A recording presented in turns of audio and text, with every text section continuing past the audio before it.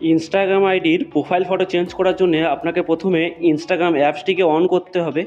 On করার পরে ডান দিকে নিচে যে কোণে প্রোফাইল লোগোটা দেখতে পাচ্ছেন, এই প্রোফাইল লোগোটার উপরে টাচ করতে হবে। টাচ করার পরে দেখুন এখানে আপনার অপশান দেখাচ্ছে এডিট প্রোফাইল।